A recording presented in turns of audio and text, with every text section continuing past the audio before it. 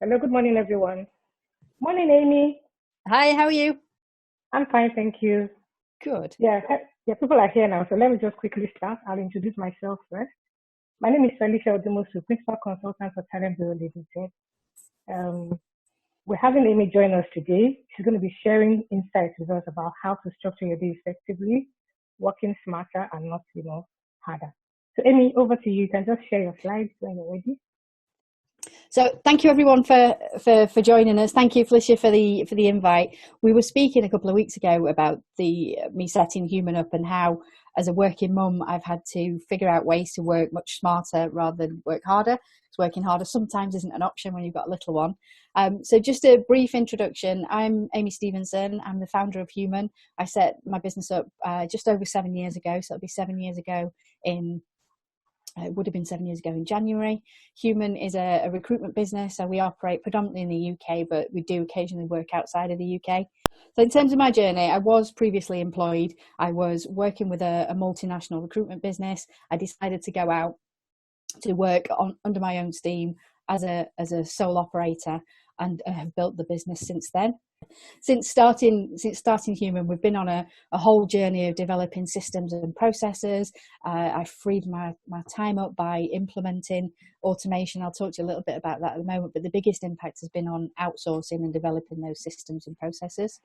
So I want to talk to you just about some of the challenges that I face. I'm conscious of time today. We've not got a massive amount of time, but some of the challenges that I faced in starting my business. So my plan is to talk through the kind of challenges that I was facing, but also to give you a little bit of insight into how I overcame those challenges and offer some tips in terms of what you can do too.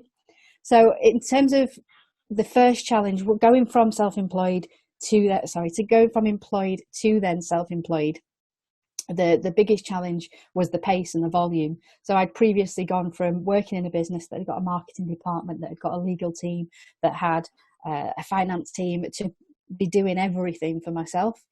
So the pace and the volume of work had increased, but also then throwing a child into the mix. I had my little girl 10 months into starting the business, because that wasn't a big enough challenge.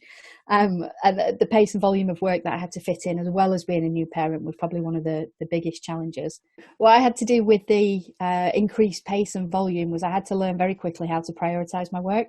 And there's a tip that I want to share with you towards the end of the session about how to prioritize your day and how to work much smarter, but also make sure that you've got that life work balance. So in terms of the next challenge that I face, that many business owners, certainly new business owners, face, many of us as women can face this challenge, is imposter syndrome. So I'd come from working in a large organisation where I'd got the backing of a multinational. I'd got a 6 or 7 figure marketing budget behind me, to going out and working for myself. I did suffer with imposter syndrome, and I felt that it's only little old me. How can I compete with the big boys? How can I stand out from the crowd? And so that was something that I had to overcome quite quickly. Um, what I would say in terms of imposter syndrome is your value isn't attached to the size of organisation that you work with or the size of organisation that you are. Your value is very much attached to the value that you can deliver to your clients, or to your candidates and your clients if you're working in recruitment.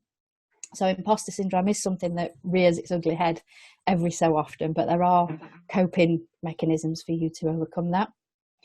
The next challenge, and we're probably all feeling this at the moment with lockdown, was the tough times. So the tough times are increasingly tougher when it's just you, when you're working on your own, or if you've got work issues and you've got parental issues. More so now that we're in lockdown, because people are isolated. Some people, I was just speaking about this with an HR director, that people are having very different experiences of lockdown because of COVID-19.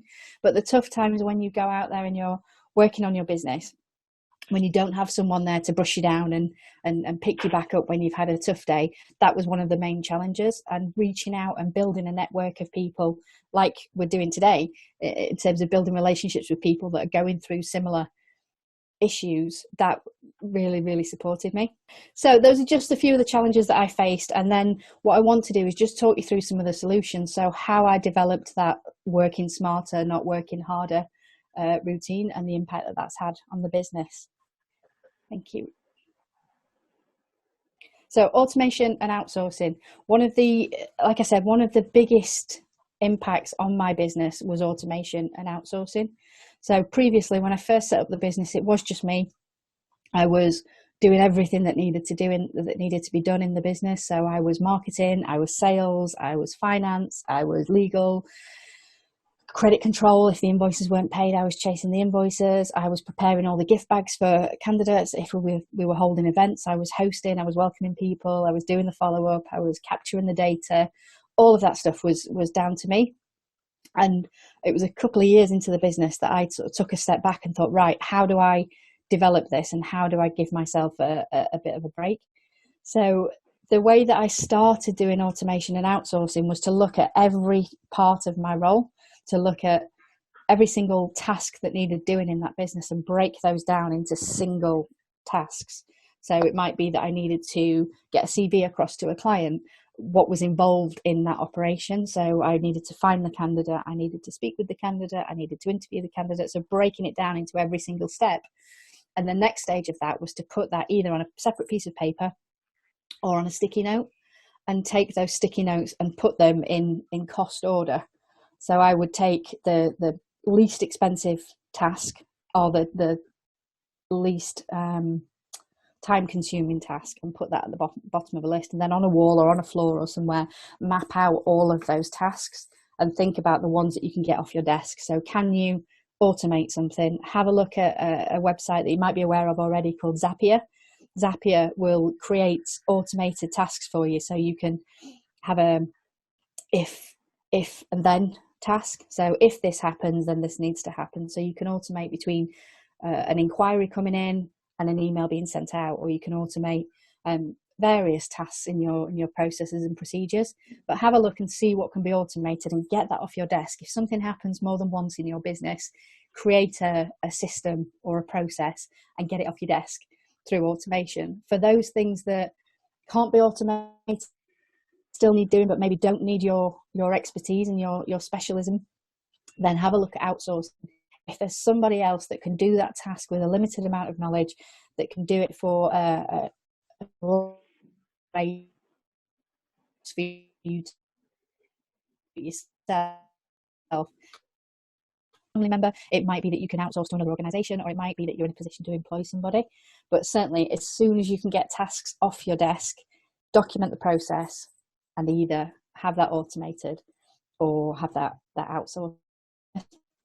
That's the only way that you're going to free your time. So the next solution really was to be a bit kinder on yourself. So it's hard being a solo business owner. It's really hard setting up your own business. It's even more difficult if you're doing that and you're a parent as well. So you just need to learn to be a bit kinder to yourself. So if you can give it all you've got, give it all you've got. If you're in a position where actually you need to look at childcare, or you need to give yourself a little bit of flexibility or a little bit of leeway, just be a bit kinder to yourself and give yourself a break. I pretty much ran myself ragged for the first few years of running the business, but if you've done everything that you can do and you've done a good job and you've added value where you need to, take a step back and just take some time off and recuperate. So quality over quantity, this is twofold. So when especially now at the minute, just to give you a bit of an insight, in terms of lockdown, my husband's been furloughed. So in the UK, organisations are paying 80% of salaries to encourage people for them to do, rather than people being made redundant, they're being furloughed. So I'm really lucky that at the minute my husband's doing the lion's share of the childcare. But at the moment, I'm not getting to spend a lot of time with them because there's only me sort of running the business, making sure my clients and my candidates are okay. So the amount of time that I can spend with my husband and my daughter is just reduced a phenomenal amount. So I have to look at quality or quantity. So in my personal life, I don't have the quantity of time to spend with them, but I can improve the quality. So I put my phone down, we get outside, we do fun stuff, and really focus on having quality time. And it's the same in the business. If you're trying to do everything in the business, you need to focus on the quality of the work, not just the quantity of work. In the early days, I was absolutely being busy a lot of the time and getting a vast amount of work done, but not actually moving anything forward. So it's important to focus on being productive rather than being busy. And I think if you look at the quality of your work versus the quantity of the work, that will absolutely help you. So leading on to structuring your day and being able to do more with the time that you have, I want to talk about how you fill your jar.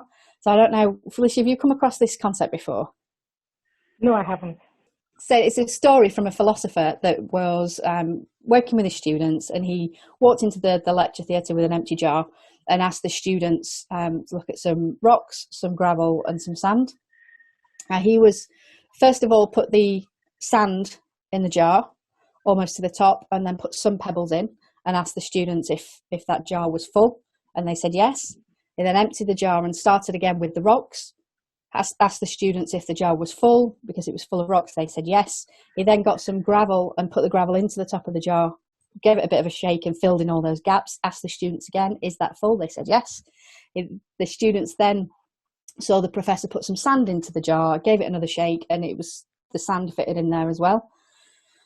So the moral of the story is, if you're looking at your life or your business with these three categories, so thinking about the rocks first, the rocks would represent your values, so things that you cannot live without, so things like your family, things like your ethics, things like your health. Those are the rocks that you put in the jar first.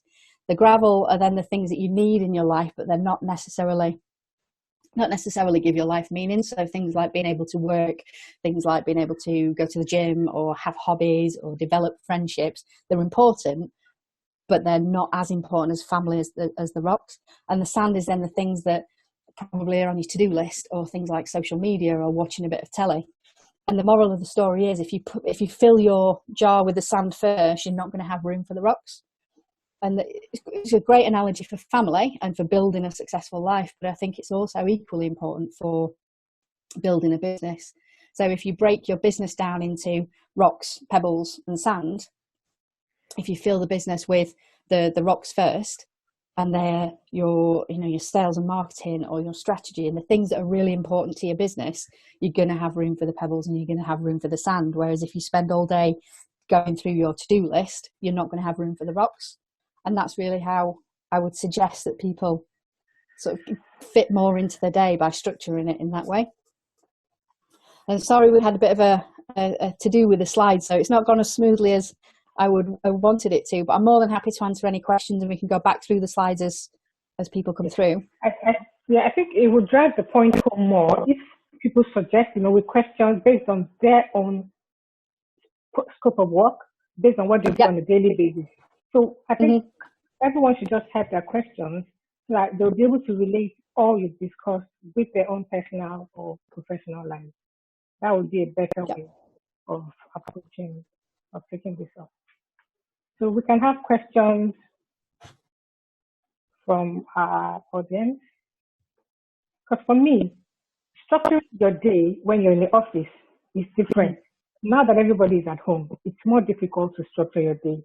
Consider a woman who has children, who has to do a lot of things and has work to deliver on. And then they're trying to have a meeting, someone else is trying to call your attention. How would you be able to balance that? Like right now, I'm having a meeting with you. Imagine I've got a baby. I just woke up in the middle of. So how do you manage that sort of time? I can only speak from my experience. I think when I first started the business, my daughter was born in the December, as the business had started in January, and I very much had to find time when she was napping to get on the phone, emails when she was sleeping, and moved my. Now with lockdown, I'm really lucky that my husband's around, so I'm sat in an office, the door's locked, she can't interrupt us, but she's downstairs being looked after by her dad. If that wasn't the case, I think I probably would have to work earlier, spend a bit of time with her in the day. And if all else fails, just accept the fact that we are human. The situation is what it is. And I think if I was speaking, for example, if we're speaking now and a child runs through the background, or you need to do something, or it is what it is at the minute, I think we all just need to accept that it is difficult at the moment, and find those workarounds and be more accepting of the situation. Okay. I know you've worked as a recruiter, you've done your own business. On both sides, which would you say is more difficult when it comes to structuring your time? It's more difficult being a business owner, I believe, purely for the fact that there's more on your plate. So when I was working for the recruitment business, I had much more of fewer tasks to do, if that makes sense. So at the minute I do the sales for the business, I do the marketing for the business, but that's all I did in recruitment. So I was just speaking to candidates and just speaking to clients, whereas now I have to do that, otherwise the business wouldn't function. But I also then need to think strategically, and I also need to think about what kind of technology we're going to use and if we're going to adapt a certain process or a system. So my plate's got much bigger. So I'd say in terms of structuring, in some ways it's easier because it's on me. So I decide what my day looks like, and if I need to finish at 3 o'clock, so I need to get my daughter, I can. But there's much more to the complexity to the role. And then when it comes to handling the imposter syndrome that you mentioned, how does that relate to the 9-to-5er? How many? Sorry. The imposter syndrome. How does that relate to a 9-to-5er? Someone who does 9 to 5. How does imposter syndrome affect such a person? So, you're breaking up at the end there, but I think I heard, how does the imposter syndrome apply to someone working the 9 to 5? Yes. Yeah. Yes. So I think it can apply to everybody. I think certainly when I was 9 to 5, occasionally I'd get the imposter syndrome, even though I'd got that big, massive multinational brand behind me. I would sometimes go into a meeting with a client that I really wanted to win, or a very senior candidate, and it creeps in. If you let it creep in, you can still feel, oh, how am I going to ask these questions, or how am I going to stand up to this client, or how am I going to negotiate with them when they're a big multinational? But you just need to keep in mind that regardless of where we work, like I said before, your value is attached to you and your knowledge and the value you can deliver. It's not attached to anything else. It's not attached to the size of organization or the what you're wearing or what you're driving. It's what's in here and how you can deliver value to your clients and candidates. So for those who just joining us, Amy is the founder of Human and Human Associates. She founded Human in 2013, so she's run her business for 7 years.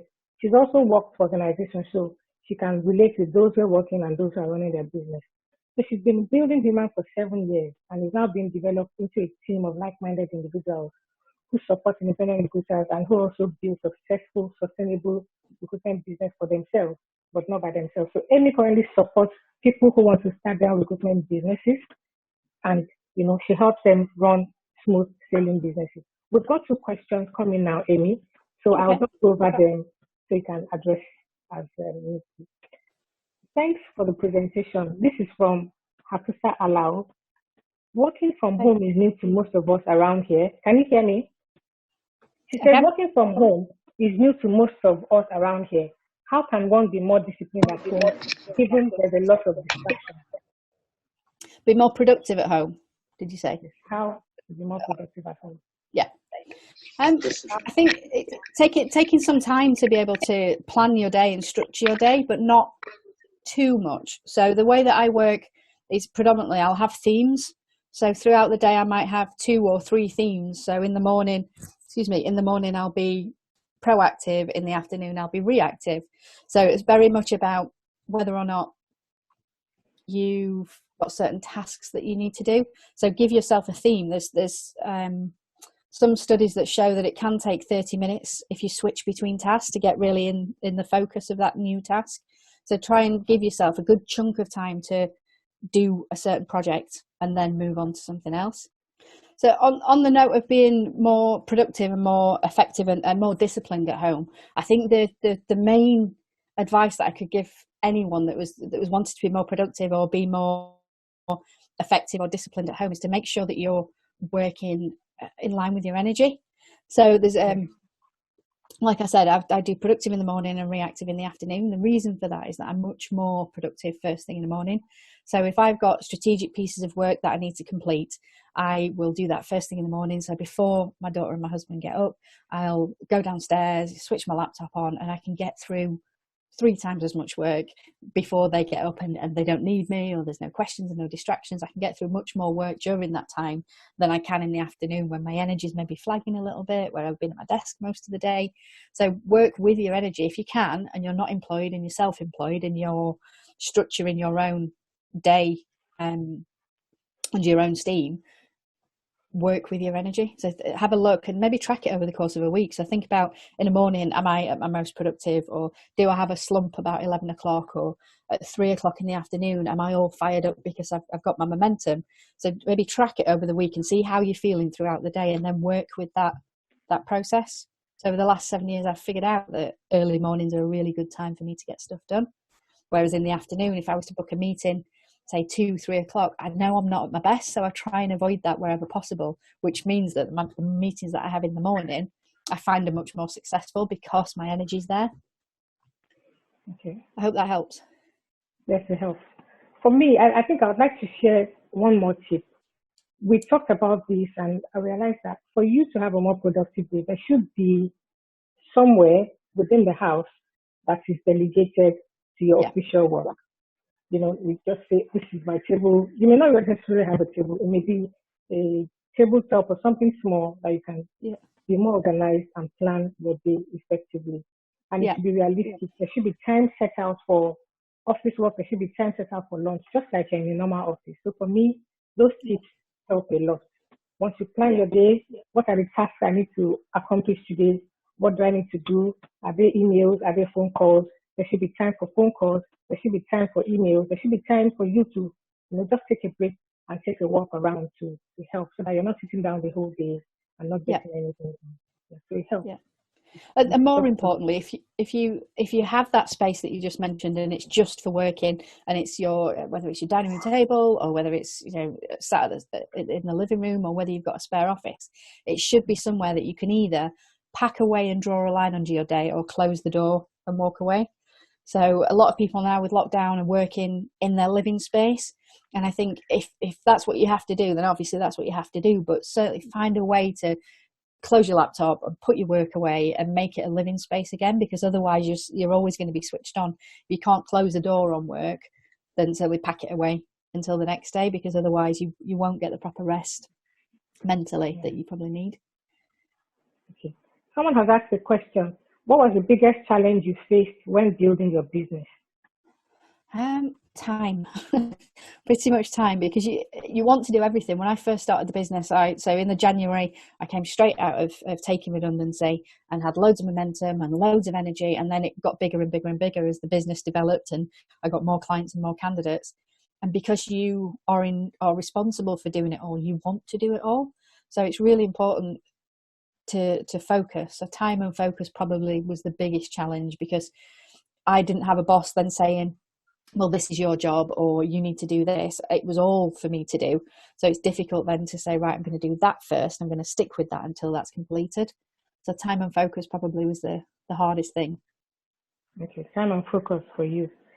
Emma is saying, I totally agree about identifying a space to work. It's very critical. I actually feel my mind shift once I sit at the table, which is true. Like I'm here now, I know I have a meeting for an hour. I've told everyone, because I don't have little children running around. I've got teenagers, and I've told them, please, if you're going into the kitchen, just be quietly. I've told my help to just do things quietly because I'm in a meeting, no distractions. And, even if you told yourself no distractions, as people move around, because we're working from home, see them. they may want to turn attention. So I tell myself, focus. I remind myself, I'm working and this is business. And I always tell people, you may go for an interview. It may be a phone interview or a video interview. Picture yourself in front of the interviewer physically. It helps a lot. Yeah, absolutely. A tip for phone interviews, I always say to stand for a phone interview. If you're on a telephone interview, I always say stand, because you're naturally, you sound more confident and you're more relaxed, and you come across much more. I agree with that. I went for an interview a few years ago, and I was told to sit down and do a presentation. I realized that it affected my performance, but somehow I was too scared that they may think I'm unserious. I tell them, can I stand? But looking back now, I think I should have just told them, may I stand please? The same thing goes with singing. I remember when I was in the choir, when you want to sing, we're told stand up and sing. So I agree with you. Standing up, helps a lot. Yeah. So, yes. Standing up. Another question. Someone is asking, how can I overcome the imposter syndrome and the feeling of not being good enough? Well, that is a tough one. That is a tough one. I think you need to look at the value that you're delivering, and often it helps to just run your own race. So as a recruitment business owner, if I looked at other recruitment businesses that had been established as long and just looked on a like for like basis, there would be other recruitment businesses that would blow us out of the water. They've gone for IPOs, they've listed on the stock market, they've had fantastic revenue success. But actually, I'm running my own race. I'm not copying them. I had a little girl in the early days. I've developed systems and processes, and now doing things to help other people rather than just purely trying to generate revenue. So you have to remember that you're running your own race. So don't compare yourself to other people, because if you do, you'll always have imposter syndrome. And actually, your value is phenomenal. If you're doing your best and you're working hard and you're trying to help people and you're trying to add value, that's enough. Don't try to people yourself to other people. You will always suffer imposter syndrome. There's always someone that on the face of things is bigger and better. Okay, those are powerful tips. Just remember, you're running your race. It's not a competition, and it helps out a lot of of the issues we have most of the time. So just remind yourself, I'm running my race. I'm not trying to impress anyone. This is just me. And at the end of the day, it makes a whole lot of difference. I always tell myself one thing: calm down, just slow down, and tell yourself you can do this. And then if you fail to plan properly or structure your time before and things went berserk, just tell yourself it was just a mistake. And a mistake is one way of learning how not to do something the wrong way again. Absolutely. So I believe that for everyone who wants to put structure in place, you need to have a plan. You need to have a plan, maybe a list of to-do things you need to accomplish. Even if you don't accomplish everything, track off the ones you've already accomplished, especially as women. We need to be able to apply this personally and professionally as well, so that at the end of the day, we're adding value as we go along. They talk about this theory of a 20-mile march. So it's two hikers. One starts on the Pacific Ocean of the US, and they both start on the Pacific Ocean, and their aim is to get to New York. One of them sets off, and every day they do 20 miles, 20 miles, 20 miles, 20 miles. The other one sets off, and it's flat, so they go flat out, and they do 60 miles in the first day. And then by the time they reach the Rocky Mountains, they're absolutely shattered. But the guy that did the 20 miles every day got there first because they got a consistent approach, and they didn't burn out and they didn't get exhausted, and any obstacles, they knew they just had to do the 20 miles. And I think with the imposter syndrome and being more effective, if you can find what your 20-mile march is, so the task that you have to do consistently every day, one, you'll be productive and you'll be effective, and two, you'll feel like you've had a good day. So even on the worst days, if you've achieved everything within your 20-mile march, you can shut your laptop down, you can close the door in the office, and you can feel like you've had a good day. So that could help to find those tasks that you need to do every day consistently to move your business forward. Okay. Those are interesting tips you shared there. And I hope everyone would be able to put this into practice and find a change and find accomplishment that they're looking for as women, and to, add better value to the organizations. I believe that at the end of the lockdown, we would all have learned so much that we can apply on the job and apply to our businesses. So Amy, thank you so much for sharing those insights. And it's encouraging when we see women across the globe running their businesses, running 9 to 5, running their own homes, providing for family. I know a lot of us have to stock up before the lockdown, but how much can you plan? And you realize that within 2, 3, 4 weeks, things, have been exhausted and you have to go back again. I have another question here. Saying I concur, or is a comment, I concur with the fact that one is more active in the morning and quite flattened out in the afternoon. My question is, how do you meet deadlines, especially when your work involved there's a lot planned around impromptu tasks? So meeting deadlines, the easiest way to do it is to reverse engineer. So look at what your deadline is and the task that you need to do for that. But I'm very much, I work better under pressure. So if you have your 20-mile march and you're making sure that you're doing some steps towards it every day, then even if you have to leave it to the last minute because you've got a deadline and loads of other priorities, it's not going to be as big an impact. If you've done something every day to move that project forward, it's not going to be as big a task when you come to it. I hope that helps. Yeah, it helps. I'd also just add one or two. But calm down, slow down, make a list. You know, if it's a deadline, you know what time the deadline is going to be. So prioritize that task.